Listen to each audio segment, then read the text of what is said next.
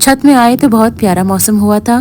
छत में आ गई है ऊपर तोरई की बेल और उसमें लग गई है प्यारी प्यारी सी ये तोरई। मम्मी ने तोरई तोड़ना शुरू किया। तोरई तोड़ते तोड़ते मम्मी बहुत हंसी मजाक कर रही थी और कुछ पहाड़ी में इस तरह से कह रही थी, हमको पहाड़ तोड़िया भलो लगनी है मनी बुढ़ीला रही लगना तो मम्मी का कहना था तोरई कुछ ज्यादा ही बड़ी हो गई है, कहीं बूढ़ी ना गई हो। तो दूर एक कोने में लगी थी तोरई जिसको मम्मी ने तोड़ लिया था और चेक कर रही थी कि कहीं और तोरई तो नहीं लगी है। कि तोरई की बेल बहुत ज्यादा आम के पेड़ में फैल गई है और लाल चींटियां भी बहुत थी इस बेल में। बस थोड़ी ही देर में हमने सारी तोरई अपनी तोड़ ली, जो कि बहुत सुंदर लग रही थी देखने में। तो यह है तोरई की बेल जो नीचे से आई है। तो यह है हमारा हरा भरा छोटा सा गार्डन और खेत। इसमें पापा मम्मी ने थोड़ी बहुत खेती और सुंदर सुंदर से फूल लगाए हैं और यहाँ मम्मी और मेरी चल रही थी मस्ती।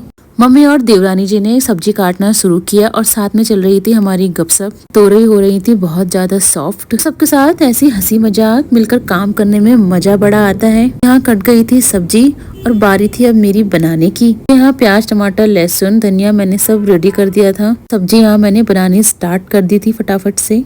उसके बाद थोड़ी देर बाहर खड़े होकर मैंने चाय पी। सब्जी सारी मैंने कढ़ाई में डाल दी और सब्जी थोड़ी सी ज्यादा हो गई थी और कढ़ाई छोटी, और धीरे धीरे पकने के बाद सब्जी थोड़ी सी कम हो जाती है। तो ये था सीधे रात का टाइम, सब्जी पक चुकी थी और फिर मैंने बनाई फटाफट से रोटी। साथ में लगाई अपने लिए प्लेट और अपने खेत की ताजी सी ताजी तोरई की सब्जी को खा के मजा आ गया। मिलते हैं नेक्स्ट वीडियो में।